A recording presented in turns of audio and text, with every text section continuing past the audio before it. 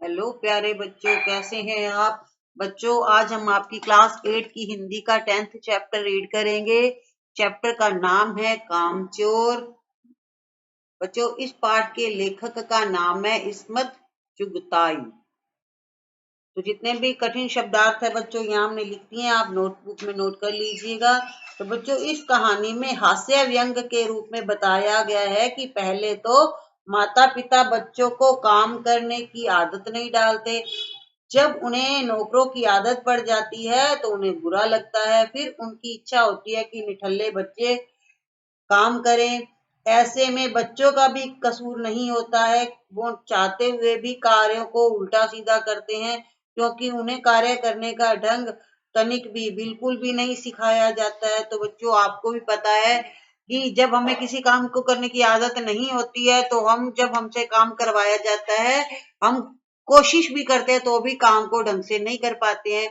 तो किसी भी काम को करने के लिए सबसे पहले हमें उसे सीखना पड़ता है। तो बच्चों, ये कहानी बिल्कुल उसी तरह से है, इसमें व्यंग्य कसा गया है। बच्चों, हंसी भी बहुत आएगी, ठीक है। और ये कुल मिला के पाठ में हमें शिक्षा दी गई है कि माता पिता को भी बच्चों को काम करने की आदत डालना चाहिए और बच्चों को भी काम करने की आदत होनी चाहिए। तो बच्चों, चलो शुरू करते हैं पाठ को पढ़ना। बड़ी देर के वाद विवाद के बाद यह तय हुआ कि सचमुच नौकरों को निकाल दिया जाएगा। तो देखिए बच्चों, जितने भी कठिन शब्दार्थ हमने यहाँ लिख दिए हैं। तो इस पाठ में मम्मी पापा में वाद विवाद हुआ, झगड़ा हुआ कि नौकरों को निकाल देते हैं। नौकरों को निकाल लेंगे तो बच्चों को काम करने की आदत पड़ेगी। आखिर ये मोटे मोटे किस काम के हैं। तो बच्चों, ये बच्चे बता रहे हैं अपने बारे में कि हमने क्या क्या काम किया था। आखिर ये मोटे मोटे किस काम के। मोटे मोटे का अर्थ होता है बच्चों पले हुए बच्चों के लिए, ठीक है, जो काम नहीं करते, खाली बैठ बैठ के खाते पीते रहते हैं। तो माता पिताजी ने कहा कि ये मोटे मोटे किस काम के हैं, हम नौकरों को हटा देते हैं, ये सारे बच्चे ही काम करेंगे। हिलकर पानी भी नहीं पीते, हिलकर मतलब मेहनत करके, खुद पानी भी नहीं पीते, नौकरों से मंगवा कर पीते हैं। इन्हें अपना काम खुद करने की आदत होनी चाहिए। पिताजी ने कहा कि इन बच्चों को काम करने की आदत होनी चाहिए, कामचोर कहीं के, ये सब काम से जी चुराते हैं। और हुआ क्या था बच्चों, वास्तव में जब बच्चे जब से ही पैदा हुए तब से नौकरों के सारे चल रहे हैं, तो बच्चों को काम करने की आदत ही नहीं पड़ी। घर में इतने इतने नौकर रखे हुए हैं, तो इसलिए वो क्या हुए, बच्चे आलसी हो गए और कामचोर हो गए। तुम लोग कुछ नहीं, इतने सारे हो, सारा दिन उद्यम मचाने के सिवा कुछ नहीं करते। अब पिताजी क्या कहते हैं बच्चों को कि तुम सारा दिन घर में शरारत करते रहते हो, कोई काम धंधा नहीं करते हो, ठीक है। और सचमुच हमें ख्याल आया कि हम आखिर काम क्यों नहीं करते। हिलकर पानी पीने में अपना क्या खर्च होता है, इसलिए हमने तुरंत हिल हिलाकर पानी पीना शुरू किया। तो बच्चों ने सोचा कि हम काम कर सकते हैं, क्यों नहीं कर सकते, पानी तो खुद ही पी सकते हैं। तो उन्होंने सोचा कि चलो पानी तो खुद ही पी लेंगे। हिलने में धक्के भी लग जाते, मतलब जब सारे एक साथ ही इकट्ठे उठ जाते तो क्या आता, वो कहता पहले मैं पानी पीऊंगा, दूसरा बच्चा कहता पहले मैं पानी पीऊंगा, इसलिए वो धक्का मुक्की करने लग जाते। अब बच्चों, काम करने की तो आदत थी नहीं, सलीका तो आता नहीं था, और हम किसी के दबैल तो थे नहीं कि कोई धक्का दे और सह जाए। अब बच्चे कहते हम किसी से दबने वाले नहीं थे कि हमें कोई धक्का दे और सह जाए।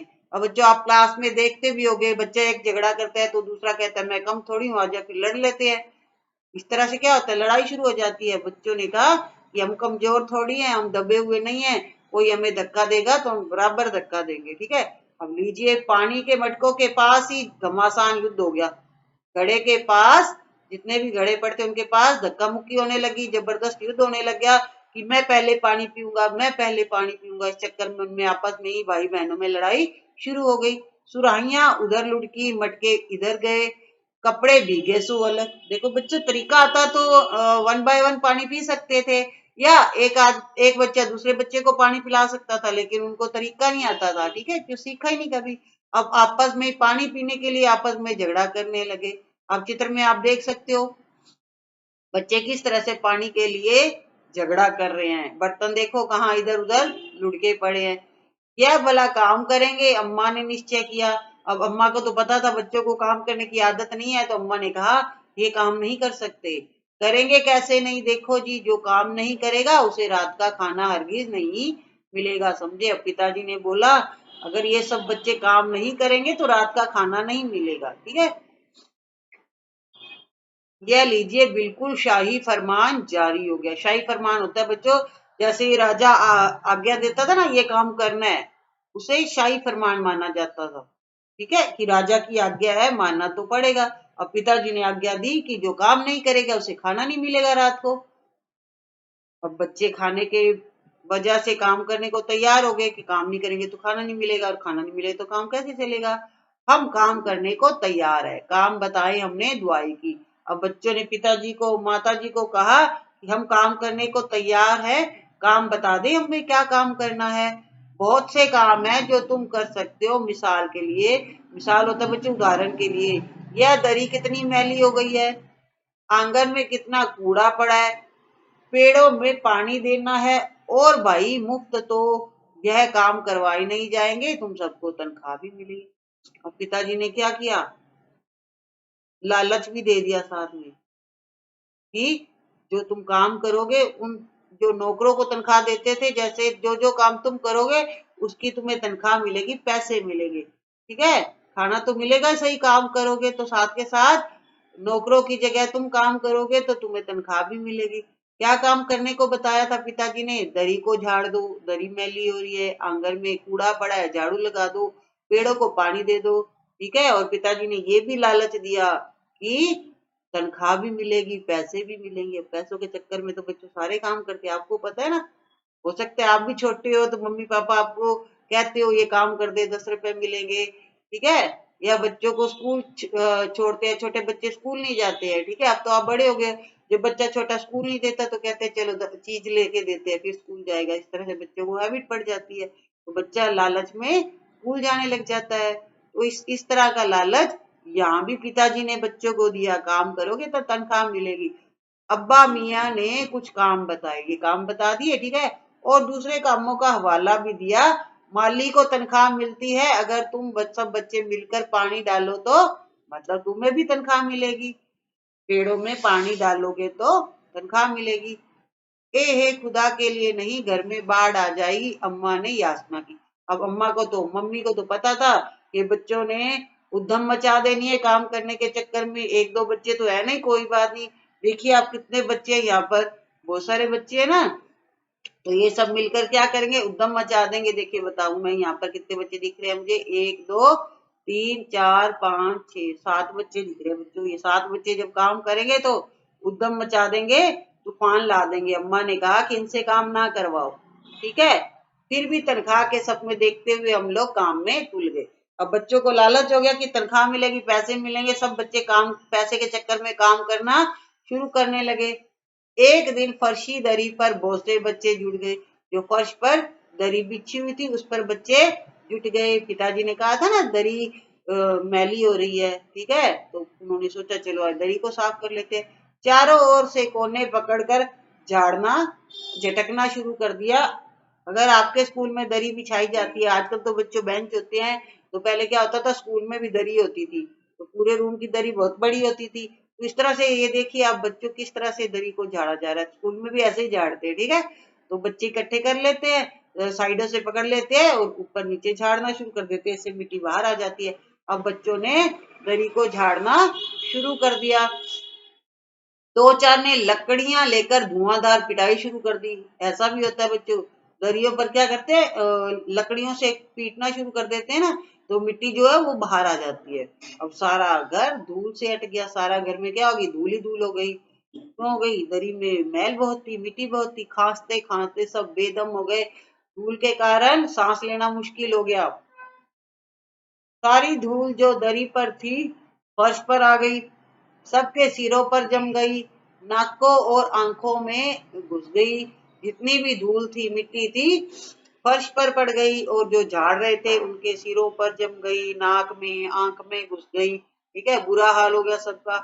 हम लोगों को तुरंत आंगन से निकाला गया। अब आंगन की हालत खराब कर दी, तो वहां से बच्चों को भगाया गया कि चलो जाओ तुम, यहाँ तुम्हारा काम नहीं है, तुम नहीं कर पाओगे। वहां हम लोगों ने फौरन झाड़ू देने का फैसला किया कि चलो अब झाड़ू लगा देते हैं। झाड़ू एक ही थी और तनख्वाह लेने वाले उम्मीदवार वो थे। पिताजी ने सबको ही कहा था जो काम करेगा तनख्वाह मिलेगी, तो सब बच्चों को लालच हो गया कि मैं काम करूंगा, मैं काम करूंगा।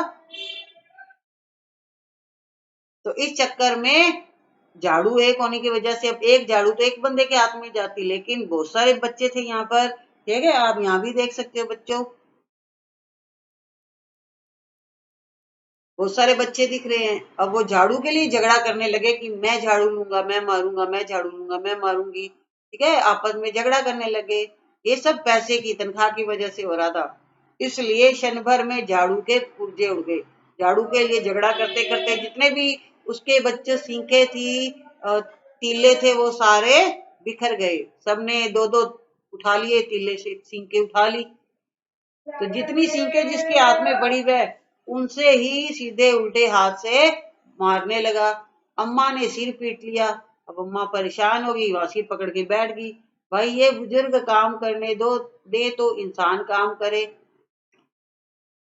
जब जरा जरा सी बात पर टोकने लगे तो बस हो चुका काम। व्यापम में टोका टाकी मत करो, काम करने दो। अब बच्चे क्या बोले कि मम्मी काम नहीं करने दे रही। पहले तो कहते काम करो, जब करते हैं तो मना करते हैं।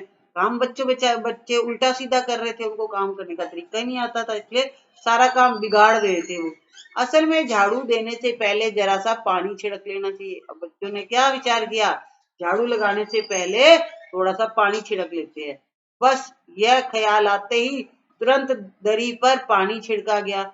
एक तो वैसे ही धूल से अटी हुई थी, धूल भरी हुई थी बच्चों दरी में, और पानी पड़ते ही सारी धूल कीचड़ में बदल गई, कीचड़ बन गई, चिकनी हो गई। ठीक है, अब सब आंगन से भी निकाल ले गए। अब उनको सबको फिर आंगन से निकाल दिया गया। तय हुआ कि पेड़ों को पानी दिया जाए। अब वो काम तो उनके बस का नहीं था, दरी का। ठीक है, अब बच्चों ने क्या सोचा, पिताजी ने बोला ना कि पेड़ों को पानी दो, माली को तनख्वाह मिलती है, तुम्हें भी मिलेगी। अब बच्चों ने सोचा चलो पानी दे देते हैं पेड़ों को। बस सारे घर की बाल्टियां उठा ली, जितने बच्चे थे जिसको जो बर्तन मिला वो उठा लिया। तो घर की बाल्टियां उठा ली, लोटे, तसले, भगोने, पतीलियां लूट ली गई। जितने भी बर्तन थे बच्चों, बच्चे सारे उठा लाए। ठीक है, वो कहता मैं पौधे में पानी दूंगा, मैं पौधे में पानी दूंगा। जिन्हें ये चीज भी ना मिली वे डोंगे, कटोरे, गिलास भी ले आए। तो घर के जितने भी बर्तन थे सारे बच्चे उठा लाए पौधों को पानी देने के लिए। अब सब लोग नल पर टूट पड़े। अब नल तो घर में एक होगा, ज्यादा से ज्यादा दो होंगे बच्चों। ठीक है, अब जितने बच्चे थे, 7-8 बच्चे थे, सारे के सारे नल के ऊपर टूट पड़े। नल पर हमला कर दिया कि पहले पानी मैं ले लूं। यहाँ भी घमासान मची, लड़ाई होने लग गई, युद्ध होने लग गया कि क्या मजाल जो एक बूंद पानी भी किसी के बर्तन में आ सके। झगड़े के कारण जो नल का पानी था नीचे गिरे जा रहा था, किसी के बर्तन में नहीं आ रहा था। सब आपस में धक्का करे जा रहे थे कि पानी पहले मैं भरूंगा, पहले पौधे को मैं पानी दे के आऊंगी। सुसम ठास, किसी बाल्टी पर पतीला, पतीले पर लोटा और भगोने और डोंगे। पहले तो धक्के मारे एक दूसरे ने, फिर कोहनियों से, फिर उसके बाद बर्तन मारने लगे, झगड़ा करने लगे आपस में। फौरन बड़े भाइयों, बहनों, मामू और दमदार मौसियों, फूफियों की कुमक भेजी गई। अब बच्चों को बस में करने के लिए जितने भी रिश्तेदार थे, भाई बहन, मामा, मौसी, फूफी होता है बच्चे, बुआ, सबको भेजा गया। फौज मैदान में हथियार फेंककर पीठ दिखा गई। और जितने भी बच्चे थे बच्चों, फौज मतलब जो बच्चों की फौज थी, मैदान से, वहां से उनको निकाला गया। ठीक है, सारों की हालत खराब हो गई। और वहां भी झगड़ा करने लगे, सब धूल मिट्टी से भर गए।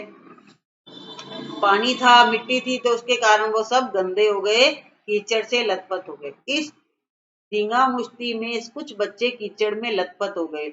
लड़ने भिड़ने के कारण सब बच्चे कीचड़ से भर गए। फिर उन्हें नहलाकर कपड़े बदलवाने के लिए नौकरों की वर्तमान संख्या काफी नहीं थी। बच्चों नौकर तो निकाल दिए थे, मतलब बहुत कम नौकर रखे थे, पहले हर काम के लिए नौकर रखा हुआ था। तो नौकर निकाल दिए गए, तो नौकरों की संख्या कम थी, बच्चों की ज्यादा थी। ठीक है, अब बच्चे को नहलाए कौन, उनको आदत ही नहीं थी, नौकर नहलाते थे। ठीक है, अब पास के बंगलों से नौकर बुलवाए गए। फिर 4 आना प्रति बच्चा के हिसाब से नहलवाए गए और नौकर को बच्चों पैसे दिए गए थे उन बच्चों को नहलाने के लिए। 4 आना बच्चों होते हैं 25 पैसे, ठीक है।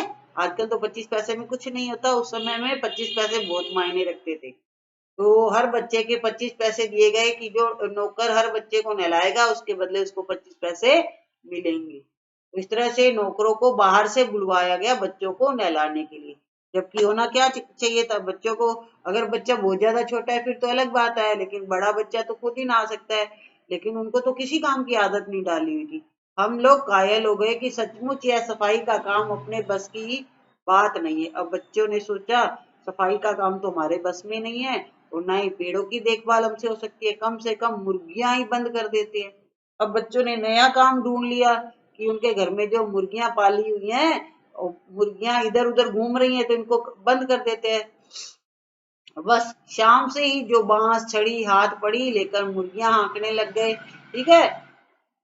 मुर्गियों को बंद करने के लिए क्या किया, छड़ी ले ली किसी के हाथ में, जो हाथ में आया कि चल मुर्गियां डर के कारण अपने दबड़े में चली जाएंगी। चल दड़बे दड़बे, दड़बे में दड़बा जहां मुर्गियां रहती हैं वहां पर उनको भेजेंगे। पर साहब मुर्गियों को भी किसी ने हमारे विरुद्ध भड़का रखा था। अब मुर्गियां भी उन बच्चों का कहना नहीं मान रही थी, ठीक है। इधर जैसे छड़ी बांस देखी इधर उधर भागने लगी, अपने दड़बे में नहीं जाने लगी, इधर उधर भागने लग गई। भागने से क्या हुआ, ऊट पटांग इधर उधर कूदने लगी। दो मुर्गियां खीर के प्याले से जिन पर आया चांदी के वर्क लगा रही थी दौड़ती फड़फड़ाती हुई निकल गई। मुर्गियां क्या करी, घर में घुसने लग गई, ठीक है। आया आया मतलब जो उनका खाना बनाती थी उसने खीर बना रखी थी, ठीक है। खीर के प्याले रखे हुए थे टेबल पर, उन पर वो चांदी का वर्क लगा रही थी। तभी दो मुर्गियां आई उनके ऊपर से निकल गई। अब आपको पता ही है खीर के ऊपर से मुर्गियां निकली होंगी तो खीर का क्या हाल हुआ होगा। तूफान गुजरने के बाद पता चला प्याले खाली है। कि जिन प्यालों के ऊपर से वो गुजरी तूफान आ गया, मतलब जो खीर थी सारी की सारी खीर दीदी के कामदानी के दुपट्टे और ताजे धुले सिर पर लगी हुई थी। खीर कहाँ लग गई, दीदी के दुपट्टे पर लग गई और उनके सिर पर लग गई। इतना आपको पता ही ना, मुर्गियां जब भागते तो छपक छपक छपक भाग जाती हैं, ठीक है। जो सामान होता है सारा छपाक करके गिर जाता है, उड़ जाता है। एक बड़ा सा मुर्गा अम्मा के खुले हुए पानदान में कूद पड़ा। एक मुर्गा आया बड़ा सारा और अम्मा जो उसकी अम्मा का पानदान था उसके ऊपर उस पे कूद पड़ा और कत्थे चूने से लुथड़े मतलब लिबड़े हुए पंजे लेकर नानी अम्मा की सफेद दूध जैसी चादर पर छापे मारता हुआ निकल गया। देखो बच्चा, मुर्गियां भी उनसे नहीं संभाली जा रही थी, ठीक है। कितना नुकसान कर रही है मुर्गियां। मुर्गियों ने खीर खराब कर दी, मुर्गे ने अम्मा का पानदान खराब कर दिया, नानी की सफेद चादर खराब कर दी, ठीक है। एक मुर्गी दाल की पतीली में छपाक मारकर भागी। अब दाल भी खराब कर दी एक मुर्गी ने दाल की पतीली पर छलांग लगा दी, दाल की पतीली भी खराब हो गई। सीधी जाकर मोरी में इस तेजी से फिसली की सारी कीचड़ मौसी जी के मुंह पर पड़ी जो बैठी हुई हाथ मुंह धो रही थी, ठीक है। इधर सारी मुर्गियां बेनकेल का ऊंट बनी चारों तरफ दौड़ रही थी। जितनी भी मुर्गियां थी इधर उधर दौड़ने लगी, एक भी दड़बे में जाने को राजी नहीं थी। दड़बा होता है जब मुर्गियों का घर, कोई भी दड़बे में नहीं जा रही थी, इधर उधर भागे जा रही थी, नुकसान करे जा रही थी। इधर किसी को सूझी, ठीक है, कि जो भेड़े आई हुई हैं लगे लगे हाथों उन्हें भी दाना खिला दिया जाए। अब मुर्गियों का तो हाल खराब हो गया, मुर्गियां उनके बस में नहीं आई। तब बच्चों ने क्या कहा कि चलो भेड़े है ना उनको ही दाना खिला देते, उनको खाना खिला देते। दिन भर की भूखी भेड़े दाने का सूप देखकर जो सबकी तरफ झपटी तो भाग कर जाना मुश्किल हो गया। अब भेड़ों ने भी बुरा हाल कर दिया, सुबह से उनको खाना नहीं मिला था, जैसे ही खाना मिला खाने पर टूट पड़ी, लष्टम पष्टम तख्तों पर चढ़ गई, जैसे तैसे सब तख्तों पर चढ़ गई, ठीक है। पर भेड़चाल तो मशहूर है, आपने भेड़चाल का सुना हुआ बच्चों। भेड़चाल होती है कि अगर एक भेड़ जिस तरफ जा रही है ना तो बाकी भेड़े उसी तरफ चली जाती है, चाहे वो गलत रास्ते पर चली जाए। एक बार बच्चों मैंने ऐसे ही देखा था मोबाइल में कि जो ट्रैक होती है, रेलवे पटरी होती है, उस पर सारी भेड़ें चली जा रही थी, पीछे ट्रेन आ रही थी और ट्रेन वाला आदमी कितने हॉर्न बजाए जा रहा था, भेड़ें तो सुनती नहीं है ना। भेड़ चाल होता है मतलब एक के पीछे सब चल जाना, चाहे हमारा नुकसान होता है तो होता जाए, उसे भेड़ चाल कहते हैं। अपनी बुद्धि का इस्तेमाल ना करना, तो ये भेड़ चाल होती है। तो यहाँ पर भेड़े ही भेड़े थी, भेड़े क्या करने लगी, इधर उधर दौड़ने लगी। उनकी नजर तो बस दाने के सूप पर जमी हुई थी। पलंगों को फलांगती, पलंग जो बच्चों उनका था बेड, बेड पर भी उछलने कूदने मारने लगी। फलांगती, बर्तन लुढ़काती, साथ साथ चढ़ गई। जहां जिसको जो जगह मिली वहीं उछलती कूदती फांदती पहुंच गई। तख्त पर बानी दीदी का दुपट्टा फैला हुआ था। ठीक है, बेंच पर बानी दीदी, ये नाम है, बानी दीदी का दुपट्टा फैला हुआ था, जिस पर गोखरी, चंपा और सलमा सितारे रखकर बड़ी दीदी मुगलानी बुआ को कुछ बता रही थी। ठीक है, वो क्या कर रही थी, दुपट्टे पर कशीदाकारी कर रही थी।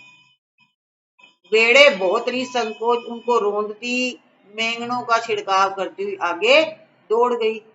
अब बेड़े ने क्या किया, बेड़ों ने ये नहीं देखा कि वहां पर कुछ सामान पड़ा है, वहां से नहीं जाना है, तो भेड़े उसके दुपट्टे के ऊपर से ही उसको रोंती पैरों से निकल गई और मेंगनी जो पोटी करती है उनका वो भी उसके ऊपर करने लग गई और आगे दौड़ गई। जब तूफान गुजर चुका तो ऐसा लगा जैसे जर्मनी की सेना टैंकों और बमबारों सहित ऊपर से छापा मारकर गुजर गई हो।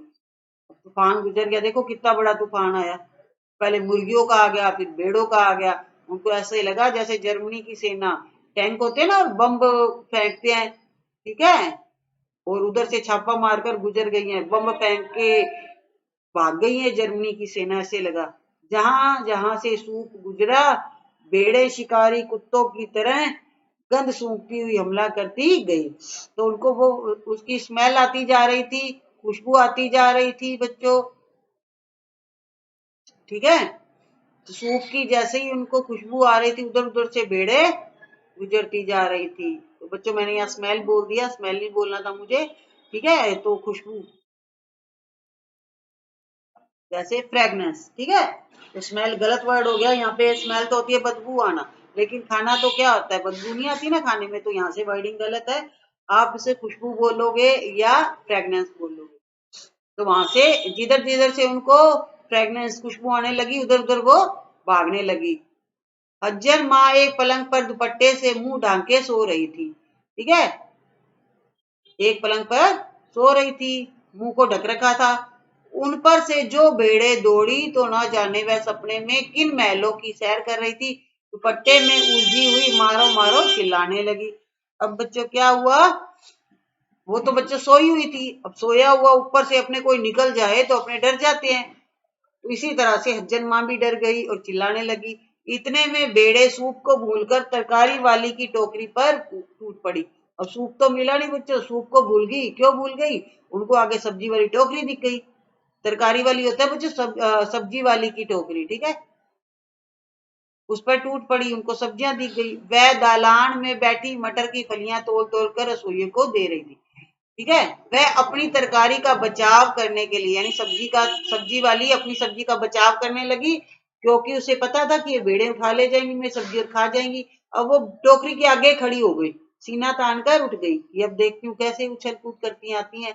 आपने कभी भेड़ों को मारा होगा, मारा है क्या बच्चों, अगर मारा है तो आपको पता है, नहीं मारा तो देखिए आगे क्या होता है। तो अच्छी तरह देखा होगा, बस ऐसा लगता है जैसे रुई के तकियों को कूट रहे हो। भेड़ को बच्चों, भेड़ों पर मार का असर नहीं होता, ठीक है, उनके ऊपर खूब बाल होते हैं, तो उन पर जितना मर्जी मारते जाओ भेड़ों पर कोई असर ही नहीं होता, उनको लगती नहीं है, चोट नहीं लगती। ठीक है, तो ऐसे लगता है आप पिल्लो को या गद्दे को कूटते हो ना, उन पर कोई असर नहीं होता। इसी तरह से तरकारी मतलब रुई के तकिए जैसी होती है, भेड़ को मारने पर कोई असर नहीं होता, भेड़ को चोट नहीं लगती, बिल्कुल यह समझकर कि आप उससे मजाक कर रहे हैं, वह आप पर ही चढ़ बैठेगी। तो बच्चों चोट ही नहीं लग रही उसको, वो तो आगे बढ़ेगी बढ़ेगी। रुकता कौन, जिसको चोट लगती दर्द होता, भेड़ को तो दर्द हो नहीं रहा था। जरा सी देर में भेड़ों ने तरकारी छिलकों समेत अपने पेट की कड़ाई में झोंक दी। जितनी भी तरकारी थी बच्चों छिलकों सहित खा गई। इधर यह प्रलय मची थी, उधर दूसरे बच्चे भी लापरवाह नहीं थे। इतनी बड़ी फौज थी जिसे रात का खाना ना मिलने की धमकी मिल चुकी थी। अब बच्चों ये काम भी गड़बड़ हो गया, भेड़ों वाला भी है। बच्चों ने सोचा चलो दूसरा काम कर लेते हैं। ठीक है, काम तो करना है, नहीं करेंगे तो रात को खाना नहीं मिलेगा। ठीक है, अब खाना खाने के चक्कर में काम तो करना ही है। उन्होंने क्या सोचा, चलो भैंस का दूध ही निकाल लेते हैं। अब वे 4 भैंसों का दूध दोहने में जुट गए।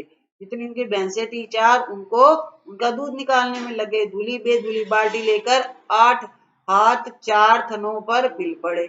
अब दूध दोहने की बारी आई, तब झगड़ा शुरू हो गया। ठीक है, 4 तो थन होते हैं, 8 हाथ आ गए वहां पे, मतलब बच्चे ज्यादा हो गए और भैंस तो एक थी, 4 ही थन होते हैं भैंस के। तो इस तरह से वहां पर फिर झगड़ा होने लग गया। जो बर्तन मिला धुला, बिना धुला सब उठा लाए दूध दोहने के लिए।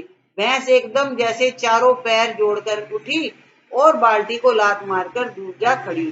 तो आपको पता है बच्चों, गाय भैंस का दूध निकालना आसान नहीं होता है। ठीक है, कोई नॉर्म ऐसे नहीं है भी अपना मन करे अपने गाय का दूध निकालने फटाफट निकाल ले। उसका भी तरीका होता है, सीखना पड़ता है। ठीक है, और बच्चों को थोड़ी ना आता था भैंस का दूध निकालना। अब जैसे ही भैंस को थोड़ा सा शक हुआ, वो खड़ी हो गई। साइड में जाकर तय हुआ कि भैंस की अगाड़ी पिछाड़ी बांध दी जाए। भैंस की जो टांगे हैं आगे पीछे वाली, वो बांध देते हैं। जब बांध देंगे तो फिर भागेगी नहीं भैंस। तो उन्होंने बच्चों ने विचार किया, ठीक है, और फिर काबू में लाकर दूध दूह लिया जाएगा कि भैंस को बांध देते हैं, फिर हम दूध दूह लेंगे। बस दूल्हे की रस्सी उतारकर भैंस के पैर बांध दिए गए। ठीक है बच्चों, चित्र देखिए, मैं आपको दोबारा दिखाऊंगी कि क्या हुआ था। पिछले 2 पैर चाचा जी की चारपाई के पायों से बांध दिए। तो भैंस के जो 4 पैर थे, 2 आगे के 2 पीछे के भैंस तो वहां पे उनके चाचा जी सो रहे थे चारपाई पर। ठीक है, तो उनके पायों के साथ बांध दिए। अगले 2 पैरों को बांधने की कोशिश की तो भैंस चौकन्नी होगी, भैंस को पता चल गया, वो भागने लगी। छूटकर जो भागी तो पहले चाचा जी समझे कि शायद कोई सपना देख रहे हैं। चाचा जी को क्या पता था बच्चों ने शरारत कर रखी है। ठीक है, और भैंस भागी तो चाचा जी की चारपाई भी साथ में भागी। आपको पता ही है कि उन्होंने चाचा जी की चारपाई के पायों के साथ बांध दी थी रस्सी। और भैंस भागने लगी तो चाचा जी को पहले तो लगा था नींद में कि कोई सपना ही देख रहा हूँ। ठीक है, फिर जब चारपाई पानी के ड्रम से टकराई तो पानी छलक कर गिरा तो समझे कि आंधी तूफान में फंसे हैं। साथ में भूचाल भी आया है, तूफान भी आया है। और भैंस तो दे दनादन भागे जा रही थी, साथ के साथ चाचा की चारपाई भी भागे जा रही थी। फिर जल्दी ही उन्हें असली बात का पता चला और वह पलंग की दोनों पटियां पकड़े बच्चों को छोड़ देने वालों को बुरा भला सुनाने लगे। पहले तो चाचा जी को समझ ही नहीं आई कि ये सब क्या हो रहा है। उनको लगा कि तूफान आ गया। जब बाद में पता चला कि बच्चों ने शरारत कर रखी है, तो उन बच्चों को छोड़ने वाले यानी उनके माता पिता पर उन्हें गुस्सा आने लगा और वो उन्हें भला बुरा कहने लगे कि इन शरारती बच्चों को क्यों बाहर छोड़ा है। यहाँ बड़ा मजा आ रहा है, भैंस भागी जा रही है, पीछे पीछे चारपाई पर चाचा जी बैठे हुए हैं। ओहो, एक भूल ही हो गई, यानी बछड़ा तो खोला ही नहीं।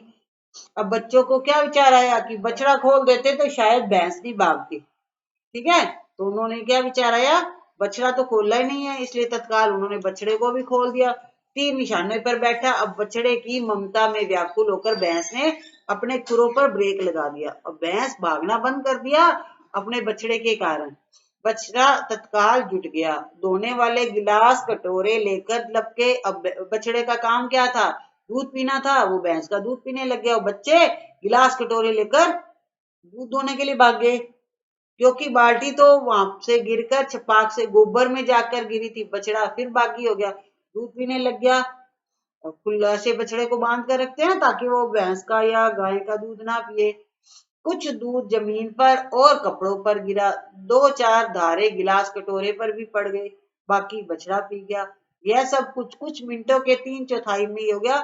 थोड़े से टाइम में ये सब घटनाएं होगी, मुर्गी वाली, पेड़ों को पानी देने वाला, दरी पट्टी वाला और भेड़ों वाला बच्चों, और ये भैंस वाला। थोड़े टाइम में सारा काम हो गया। अब घर में तो तूफान आना ही था। आपने इतना पाठ पढ़ लिया कि कितने कितनों ने तूफान मचाया, घर में तूफान आ गया। ऐसा लगता था जैसे सारे घर में मुर्गियां भेड़े टूटे हुए तसले, बाल्टियां, लोटे, कटोरे और बच्चे थे। बच्चे बाहर किए गए, बच्चों को बाहर भेजा गया। मुर्गियां बाग में अंकाई गई, उनको उनके दड़बे में भेजा गया। मातम सा मनाती तरकारी वाली के आंसू पहुंचे गए। अब मातम मचा रही थी बच्चों, तरकारी वाली सब्जी वाली की सारी सब्जियां वो खा गए। अब बेचारी रोने लगी तो उसको चुप कराया गया। और अम्मा आगरा जाने के लिए सामान बांधने लगी। अब मम्मा तो नाराज हो गई, मम्मी बच्चों ने बहुत ज्यादा गड़बड़ कर दी आज। अब अम्मा ने धमकी दी, या तो बच्चा राज कायम कर लो, या तो बच्चों को रख लो, या मुझे रख लो, नहीं तो मैं चली मायके, मैं अपनी मम्मी के घर चली जाऊंगी। अम्मा ने चुनौती दी। और अब्बा ने सबको कतार में खड़ा करके, अब अब्बा तो, अम्मा चली जाती तो कैसे होता, गड़बड़ हो जाती, घर कौन संभालता। अब पिताजी ने क्या किया, सबको एक लाइन में खड़ा किया। पूरी बटालियन जो उनकी सेना फौज थी, उनका कोर्ट मार्शल किया गया। मतलब बच्चों को क्या किया गया, धमकी दी गई। अगर किसी बच्चे ने घर की कोई चीज को हाथ लगाया तो बस रात का खाना बंद हो जाएगा। देखिए बच्चों, जिस पिताजी ने सुबह कहा था काम नहीं करोगे तो रात का खाना नहीं मिलेगा, और बच्चों ने इतना तूफान मचा दिया, इतना भूचाल मचा दिया कि उन्हीं पिताजी को कहना पड़ रहा है कि जो काम करेगा उसको खाना नहीं मिलेगा। ये लीजिए, इन्हें किसी की करवट शांति नहीं। अब बच्चों ने क्या निश्चय कर लिया कि हम लोगों ने भी निश्चय कर लिया, अब चाहे जो कुछ भी हो जाए हिलकर पानी भी नहीं पिएंगे। पिताजी ने कहा ना, जो किसी चीज को हाथ भी लगाएगा। और बच्चे तो बचा काम करने की आदत तो थी नहीं, मजे बन गए। अब बच्चों ने भी सोच लिया जो मर्जी हो जाए हिलकर पानी भी नहीं पिएंगे, मतलब बैठे बिठाए सब कुछ लेंगे। अब बच्चों, ये पार्ट आपका यही कंप्लीट होता है। बताइएगा आपको पार्ट कैसा लगा, कमेंट करके जरूर बताइएगा। और बच्चों, इस पाठ के लेखक का नाम है इस्मत चुगताई। इस पाठ से हमें शिक्षा लेनी है, माता पिता को भी लेनी है, हमें भी लेनी है, बच्चों को भी लेनी है। काम करना है, आलस्य नहीं करना है, बच्चों को काम करना सिखाना है। ठीक है, तो दोनों के लिए ही जरूरी है। नहीं करेंगे तो फिर आज क्या हमने पाठ में पढ़ा है, हमारे साथ भी बिल्कुल वैसा ही होगा। तो इसलिए हमें काम करना चाहिए, आलस्य नहीं करना चाहिए, मदद भी करनी चाहिए। बच्चों, वीडियो को लाइक एंड शेयर कर दीजिएगा, और चैनल को भी सब्सक्राइब कर दीजिएगा अगर आपने नहीं कर रखा है तो। Thank you, have a nice day.